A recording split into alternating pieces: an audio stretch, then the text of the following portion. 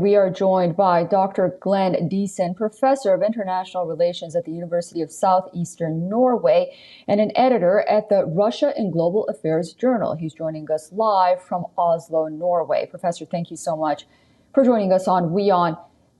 Former President Donald Trump seems to be the biggest hurdle for Ukraine moving forward. He made a statement that Ukraine is demolished and dismisses its defense against Russia. What are your thoughts on that?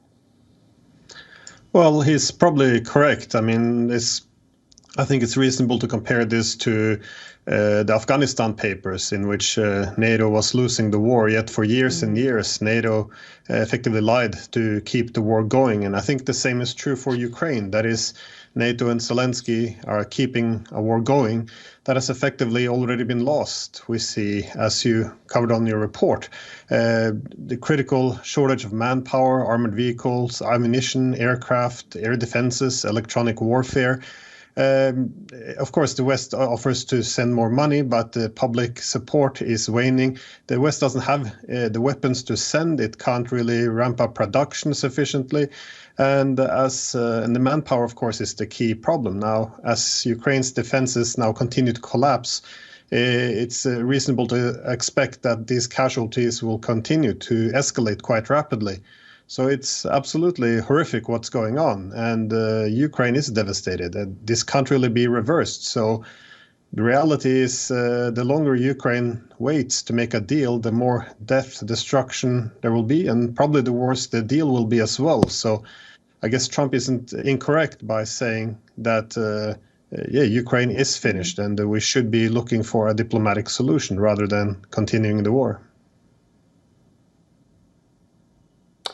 Yeah, and it's a curious name, a peace plan by Volodymyr Zelensky. But when we look into it, at least what we know is that it wants permission for firing long-range weapons inside Russian targets, and it also generally just wants more funding.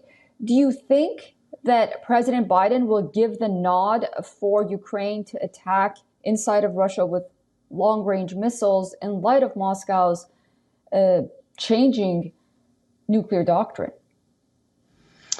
I don't think they will, but of course there's been so many escalations. I could be wrong, but the peace plan seems to suggest they should become members of NATO.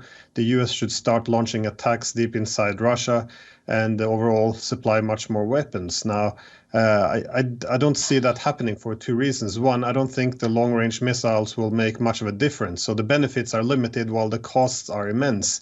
We usually say that they want permission to strike Russia, but in reality, these weapons, they are not just American weapons. They must be operated by American technicians and soldiers, and they will be guided by American satellites. So it would, in effect, be an American attack on Russia. So it's a little bit the similar way as Israel tries to pull U.S. into the war there.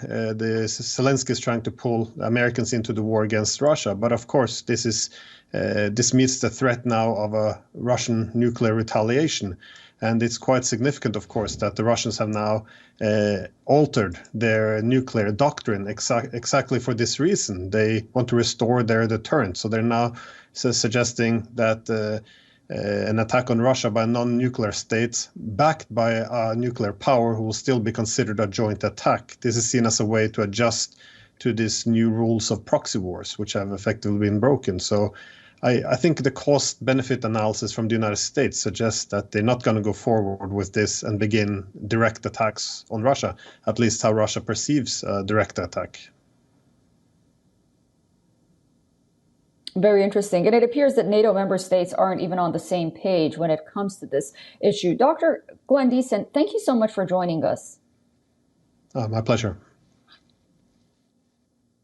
For all the latest news, download the WION app and subscribe to our YouTube channel.